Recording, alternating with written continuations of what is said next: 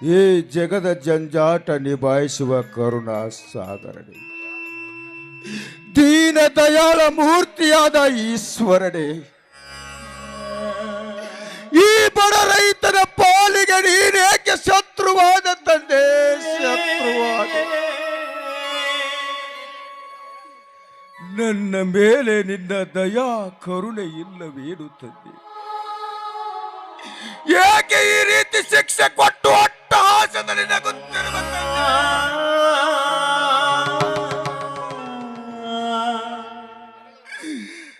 ತಂದೆ? ಅದು ನಿನ್ನಿಂದ ಸಾಧ್ಯವಿಲ್ಲವೇ?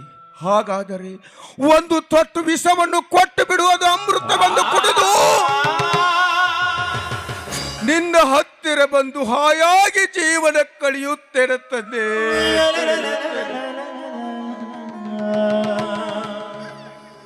ಅದು ಸಾಧ್ಯವಿಲ್ಲವೇ?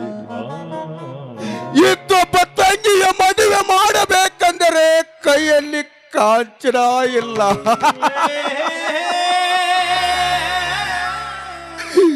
ಕಾಂಚನ ಇದ್ದರೆ ಕಾರ್ಯಸಿದ್ಧಿ ಎನ್ನುವ ಗಾದೆ ಮಾತೂ ಇದೆ.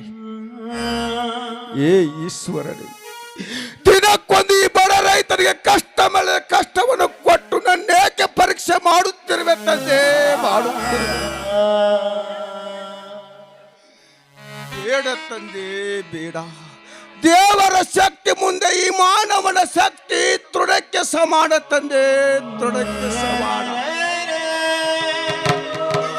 ಈ ಬಡ ಶ್ರೀರಾಮನ ಬಾಳಿನಲ್ಲಿ ಭಾಗ್ಯೋದಯದ ಬಾಗಿಲು ಎಂದು ತೆರೀತ್ಯ, ನಿನಗೆ ಬಿಟ್ಟಿದ್ದು ತಂದೆ, ನಿನಗೆ ಬಿಟ್ಟು.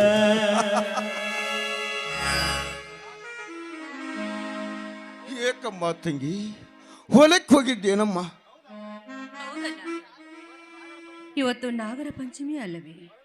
ಹೊಲದಲ್ಲಿರುವ ನಾಗಪ್ಪನಿಗೆ ಹಾಲಿರಲು ಹೋಗಿದ್ದೀನಣ್ಣ.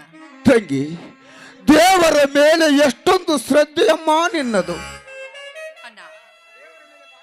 ದೇವರ ಮೇಲೆ ಭಾರ ಹಾಕಿ ನಡೆದುಕೊಂಡರೆ ಇಂದಿಲ್ಲ ನಾಳೆ ಆದರೂ ನಮಗೆ ಸುಖ ಸಿಕ್ಕೇ ಸಿಗುತ್ತದೆ ಅಣ್ಣ. ದೇವರು ಎಲ್ಲಿದ್ದಾನಮ್ಮ ನಿನ್ನ ದೇವರು?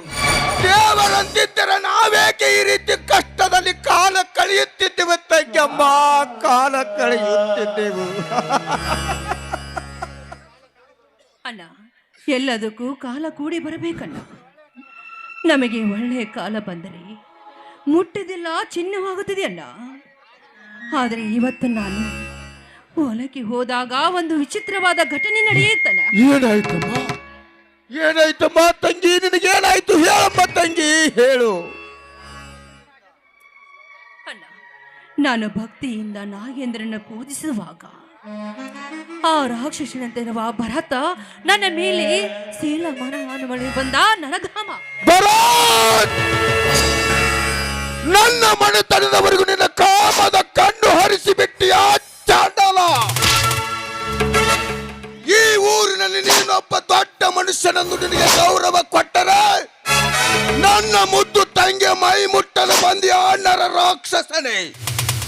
ಯಾವ ಕೈಗಳಿಂದ ನನ್ನ ತಂಗಿಯ ಮೈ ಮುಟ್ಟಿದೆಯೋ ಆ ಕೈಗಳನ್ನು ಕತ್ತರಿಸಿ ಹಾಕಲು ವೀರ ಪರಶುರಾಮನಂತೆ ಕೈಯಲ್ಲಿ ಕೊಟ್ಟು ಹಿಡಿದುಕೊಂಡು ಬರುತ್ತದೆ. ನಿನಗೆ ಅಂತ್ಯದ ನಾಂದಿ ಆಡಲು.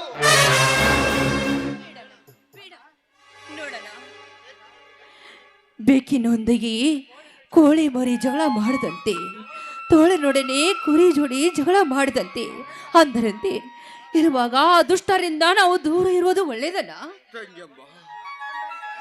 ತಂಗಮ್ಮ. ಆ ಬಂಡ ಶ್ರೀಮಂತರಿಗೆ ಅಂಜುತ್ತಾ ಹೋದರೆ ಕತ್ತಲಲ್ಲಿ ಬಿದ್ದ ಹಗ್ಗ ಸಹಿತ ಹಾವಿನಂತೆ ಕಾಣುವುದಮ್ಮ, ಹಾವಿನಂತೆ ಕಾಣುವುದು. ನಾವು ಸುಮ್ಮನಿರದ ದಿನನಿತ್ಯ ನಮ್ಮಂತ ಬಡವರ ಹೆಣ್ಣು ಮಕ್ಕಳನ್ನು ಬಲಾತ್ಕಾರ ಮಾಡಿ ಹೀರಿ ಒಗದ ಮಾವಿನ ಸಿಪ್ಪೆಯಂತೆ ರಸ್ತೆ ಮೇಲೆ ಬೀಸಾಕುತ್ತಾರಮ್ಮ ಈ ಸಮಾಜದಲ್ಲಿರುವ ಬಂಡ ಶ್ರೀಮಂತರು. ತಂಗಿ, ಅಂತ ಶ್ರೀಮಂತರು ಸುಮ್ಮನೆ ಬಿಡಬಾರದಮ್ಮ, ಸುಮ್ಮನೆ ಬಿಡಬಾರದು. ಅವರ ದೇಹವನ್ನು ಚೂರು ಚೂರು ಮಾಡಿ ಕಾಗೆಗಳ ಮುಂದೆ ಬೀಸಾಕಬೇಕು.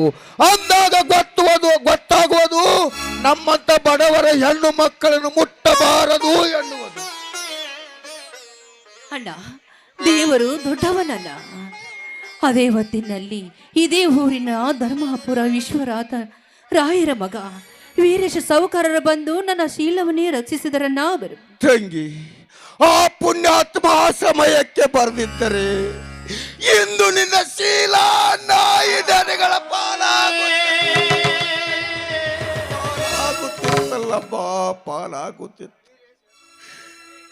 ಅಣ್ಣ, ವೀರೇಶ ಸಾಹುಕಾರರು ನನ್ನ ಮದುವೆ ಆಗುತ್ತೇನೆಂದು ನನಗೆ ವಚನ ತೆಗೆದುಕೊಂಡಿದ್ದಾರಲ್ಲ. ತಂಗಮ್ಮ, ಹೌದಲ್ಲ, ನೀನು ತುಳಿಯುವ ದಾರಿ ನಿನಗೆ ಸರಿ ಕಾಣುವುದೇನಮ್ಮ, ಸರಿ ಕಾಣುವುದು.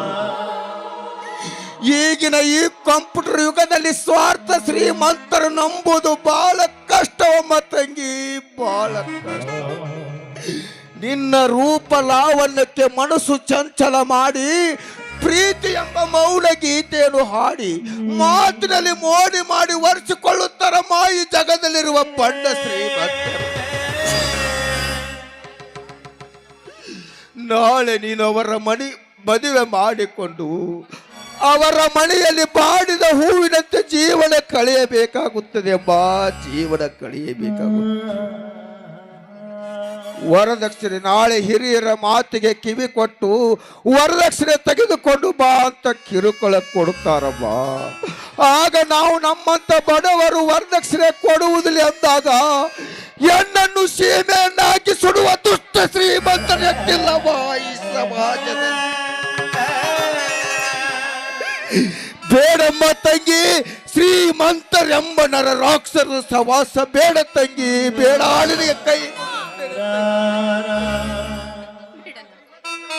ಅಂತ ಶ್ರೀಮಂತರ ಸಾಲಿನಲ್ಲಿ ನಿಂತಿರುವಾಗ ಎಲ್ಲ ಶ್ರೀಮಂತರು ಹಾಗೆ ಇರುವುದಿಲ್ಲಲ್ಲ. ಅಂತ ವೀರೇಶ ಸಾಹುಕಾರರು ಬಹಳ ಒಳ್ಳೆಯವರಲ್ಲ. ಸಮುದ್ರದಲ್ಲಿ ಸಿಹಿ ನೀರು ಹುಡುಕಿದರೆ ಸಿಗುವುದೇನಮ್ಮ, ಅದರಂತೆ ಶ್ರೀಮಂತರಲ್ಲಿ ಒಳ್ಳೆ ಗುಣ ಹುಡುಕಿದರೆ ಎಂದಿಗೂ ಸಿಗುವುದಿಲ್ಲಮ್ಮ, ಸಿಗುವುದಿಲ್ಲ. ಬೇಡಮ್ಮ ತಂಗಿ, ಆ ವೀರೇಶ ಸಾಹುಕಾರ ನೀನು ಮದುವೆ ಮಾಡಿಕೊಳ್ಳುವುದು ಬೇಡ ತಂಗಿ, ನಿನ್ನ ಕಾಲಿಡದು ಬೇಡ.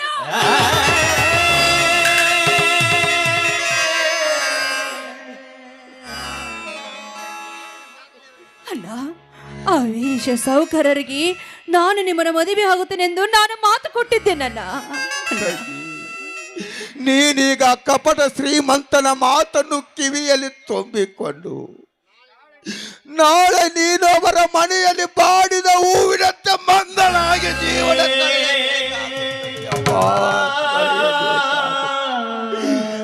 ಆ ಶ್ರೀಮಂತರನ್ನುವ ಅನಕದ ಮಾತನ್ನು ಕೇಳುತ್ತಾ ಬಾವಿಯಲ್ಲಿರುವ ಕಪ್ಪೆಯಂತ ಜೀವನ ಸಾಗಿಸಬೇಕಾಗುತ್ತದೆ ತಂಗಿ, ಜೀವನ ಸಾಗಿಸಬೇಕಾಗುತ್ತದೆ. ಇದರ ಮೇಲೆ ನಿನ್ನ ಇಷ್ಟ ತಂಗಿ, ಇದರ ಮೇಲೆ ನಿನ್ನ ಇಷ್ಟ ತಂಗಿ, ನಿನ್ನ ಇಷ್ಟ. ನೋಡೋಣ, ಅಂತಹ ಶ್ರೀಮಂತರು ಸುತ್ತ ಹಳ್ಳಿಗೆ ಧರ್ಮವಂತ ಎಂದು ಎನಿಸಿಕೊಂಡಿರುವಾಗ ಅವರು ನನಗೆ ಎಂದಿಗೂ ಮೋಸ ಮಾಡಲು ಸಾಧ್ಯವಿಲ್ಲ, ಸಾಧ್ಯವಿಲ್ಲ.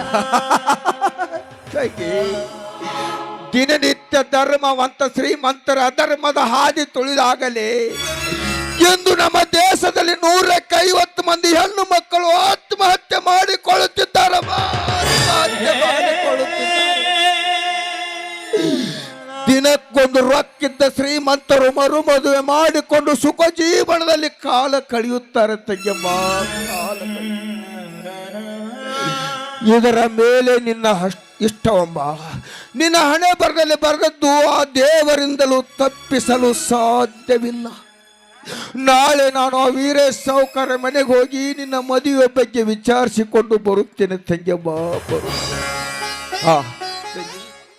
ನಾನು ಸ್ವಲ್ಪ ತೋಟಕ್ಕೆ ಹೋಗಿ ನೀರು ಹಾಸಿ ಬರುತ್ತೇನಮ್ಮ. ನಾನು ಅಲ್ಲೇ ಹೋಗಿ ವೀರೇಶ ಸಾಹುಕಾರ ಭೇಟಿಯಾಗಿ ಬರುತ್ತೇನೆ ತಂಗಮ್ಮ. ಆಹಾ, ಈ ನನ್ನ ಅಣ್ಣನ ಮನಸ್ಸು ಎಷ್ಟೊಂದು ಮೃದುವಾಗಿದೆ.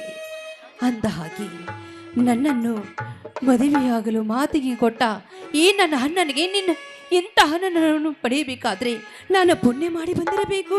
ಈ ನನ್ನ ಮುದ್ದು ಅಣ್ಣನಿಗೆ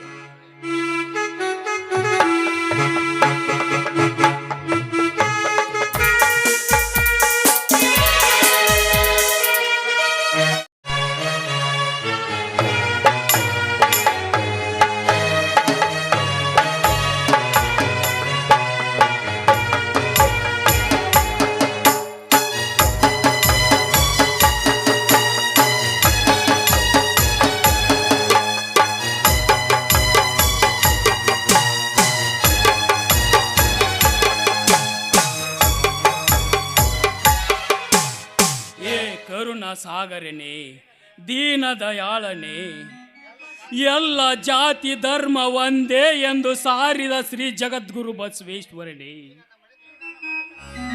ಈ ನನ್ನ ಮನೆತನ ಸುತ್ತು 20 ಹಳ್ಳಿಗೆ ನ್ಯಾಯ ಹೇಳುವ ಧರ್ಮದ ಪೀಠದ ಮನೆ ಇದು. ಈ ಧರ್ಮದ ಪೀಠದ ಮನೆಗೆ ಎಂದೆಂದಿಗೂ ತಪ್ಪು ಹಾಳಿ ತುಳಿಯದಂತೆ ಕಾಪಾಡು ಸದ್ಗುರುನಾಥ ಶ್ರೀ ಕೂಡಲ ಸಂಗಮನ ಐಕ್ಯವಾದ ಕಪ್ಪಡ ಸಂಗಮನಾಥನೇ. ಇನ್ನು ನನ್ನ ಹಿರಿಯ ಮಗನಾದ ವೀರೇಶನಿಗೆ ಒಂದು ಬಡತನದಲ್ಲಿ ಜನಿಸಿದ ಒಂದು ಹೆಣ್ಣು ಜ್ಯೋತಿಯನ್ನು ಕರುಣಿಸು ತಂದೆ, ಕರುಣಿಸು. ಇನ್ನು ನನ್ನ ಕಿರಿ ಮಗ ಜಗದೇಶ ಬೇಡವಪ್ಪ ಅಂದರು ಭಾರತಾಂಬೆಯ ಸೇವೆ ಮಾಡಲು, ಅನ್ಯಾಯವನ್ನು ಮೆಟ್ಟಿ ನಿಂತು ಅಧರ್ಮವನ್ನು ತುಳಿಯಲು ಸರ್ಕಾರದ ಸೇವೆಯಲ್ಲಿ ಇನ್ಸ್ಪೆಕ್ಟರ್ ನೌಕರಿಗೆ ಸೇರಿದ್ದಾನೆ. ಅವನನ್ನು ಸೇವೆಯಲ್ಲಿ ಉತ್ತೀರ್ಣನಾಗಿ ಬರಲೆಂದು ಕರುಣಿಸು ತಂದೆ, ಕರುಣಿಸು.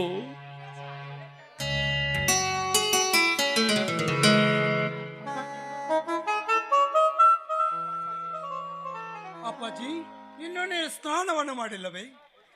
ಹುಚ್ಚಪ್ಪ, ಈಗ ವೇಳೆ ಎಷ್ಟಾಗಿದೆ ಅನ್ನೋದು ನಿನಗೆ ಪರಿಜ್ಞಾನವೇ ಬೇಡಪ್ಪ. ಈಗ ನನ್ನ ಸ್ನಾನ ಊಟ ಎಲ್ಲ ಮುಗಿದಿದೆಯಪ್ಪ.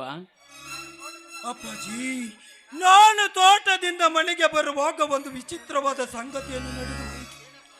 ಅದೇನಪ್ಪ ವೀರೇಶ, ಹೇಳು.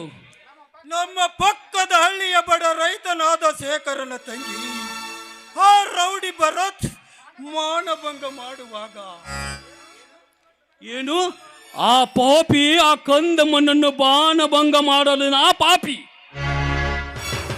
ಅದೇಗು ಅಪ್ಪ, ನಾನು ಆ ಸಮಯಕ್ಕೆ ಅಲ್ಲಿಗೆ ಹೋಗದಿದ್ದರೆ ಅವಳ ಬಾಳನ್ನು ಬರಡು ಮಾಡ್ತಿದ್ದ ಆ ರಸ್ಕಲ್. ಆ ದೇವರು ನಿನಗೆ ಒಳ್ಳೆಯದು ಮಾಡಲಿ ವೀರೇಶ. ಆ ಕಂದಮ್ಮನನ್ನು ಮನೆಯವರಿಗೆ ಜೋಪಾನವಾಗಿ ಬಿಟ್ಟು ಬಂದಿಯೇನಪ್ಪ? ಅಪ್ಪಾಜಿ, ಅವಳ ಮನಸ್ಸು ಅಪರಂಜಿ, ಅವಳ ಗುಣ ಮಹಾಲಕ್ಷ್ಮಿ. ಅವಳನ್ನು ನೋಡಿದರೆ ಕಣ್ಣಿಗೆ ಅಪ್ಪಟ ಚಿನ್ನ. ಆದರೆ ಬಡತನದಲ್ಲಿ ಬೆಳೆದವಳು ನಿನ್ನ ಹತ್ತಿಗೆ. ಓಹೋ, ಅವಳು ಬಡವಳಾಗಿರಬಹುದು, ಆದರೆ ನೀನು ಅಷ್ಟೊಂದು ವರ್ಣನೆ ಮಾಡುತ್ತಿರುವಲ್ಲ, ಅವಳ ಮೇಲೆ ಏನು ನಿನಗೆ ಮನಸ್ಸಿದೆಯೇನಪ್ಪ? ನೀವು ಅಂದರೆ ನಾಳೆಯವರ ಕಣ್ಣೇ ನೋಡಾಕ ಅಷ್ಟೇ ಅಲ್ಲಪ್ಪ, ನೀನು ಮನಸ್ಫೂರ್ತಿಯಾಗಿ ಒಪ್ಪಿದರೆ ನಾಳೆನೇ ಹೋಗೋಣ ನೋಡಕ್ಕೆ, ಆಯ್ತಾ?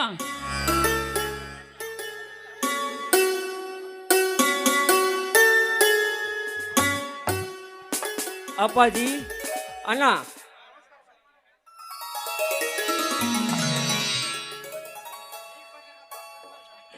ಈಗ ಬಂದೇನಪ್ಪ ಜಗದೀಶ? ನಿನ್ನ ಡ್ಯೂಟಿ ಹೇಗೆ ನಡೆದಿದೆಪ್ಪ?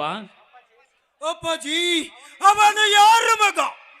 ಈ ಸುತ್ತ 20 ಹಳ್ಳಿಯಲ್ಲಿ ನ್ಯಾಯ ಹೇಳುವ ಧರ್ಮಾಪುರದ ಧರ್ಮರಾಜನಾದ ವಿಶ್ವನಾಥನ ಮಗ, ಅರ್ಥಾತ್ ನನ್ನ ಸಹೋದರ.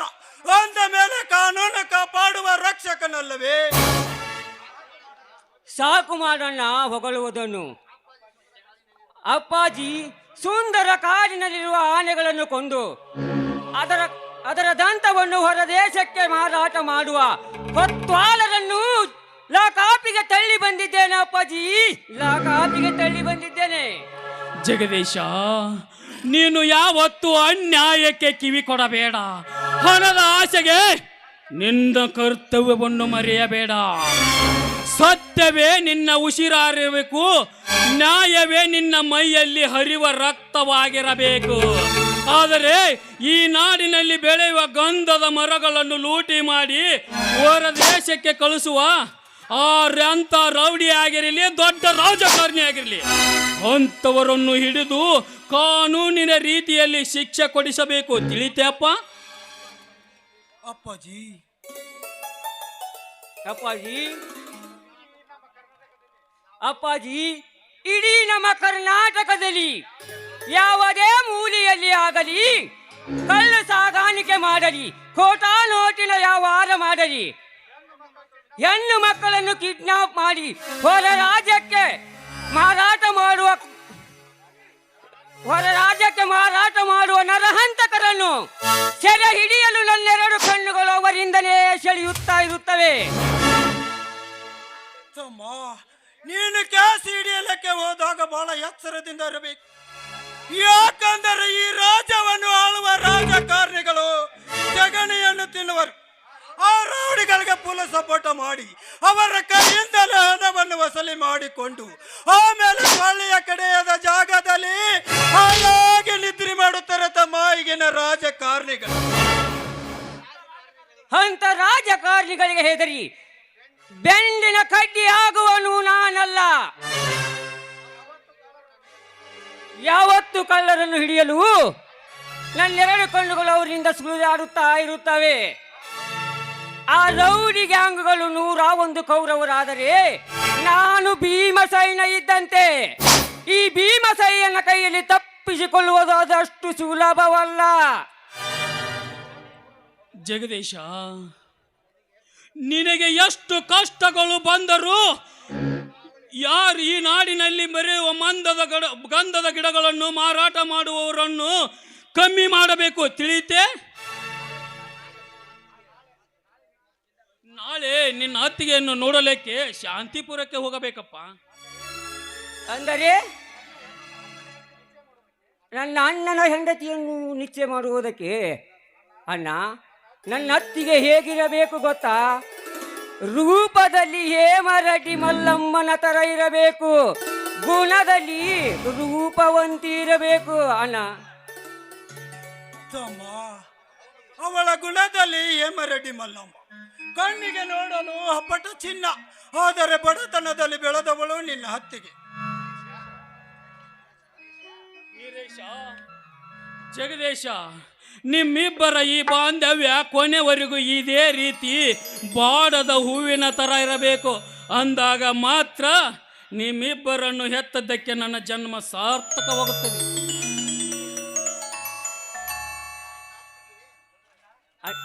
ಅಣ್ಣ ಅಣ್ಣ, ನನ್ನ ಅತ್ತಿಗೆ ನನ್ನ ಅಣ್ಣನ ಹೃದಯದಲ್ಲಿ ಮೊಳಕೆ ಹೊಡೆದಿರುವಾಗ ಆ ಮೊಳಕೆಯನ್ನು ಚೂಟಿ ಹಾಕುವುದು ಬೇಡ ಅಪ್ಪಾಜಿ. ನಡಿ, ಮೊದಲ ಹೋಗಿ ನನ್ನ ಅತ್ತಿಗೆಯನ್ನು ನೋಡಿಕೊಂಡು ಬರೋಣ.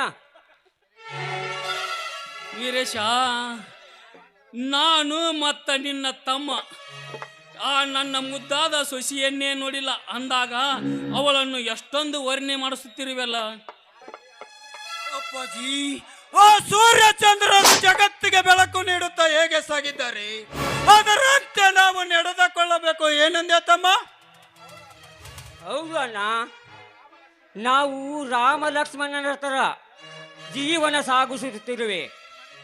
ಈ ಮನೆತನದ ಕೀರ್ತಿ ಪತಾಕಿಯನ್ನು ಹಾರಿಸುತ್ತೇವೆ. ನಾಳೆಯೇ ನನ್ನ ಅತ್ತಿಗೆಯನ್ನು ನೋಡಿಕೊಂಡು ಬರೋಣ. ನಡಿಯಪ್ಪಾಜಿ, ಹೋಗೋಣ. ನಡೀರಪ್ಪ, ಯಾವಾಗ ಬಂದಿದ್ರು ಹೊಟ್ಟೆ ತುಂಬ ಊಟ ಮಾಡೋಣಂತ ಎಲ್ಲರೂ ಕುಡಿಕೊಂಡು.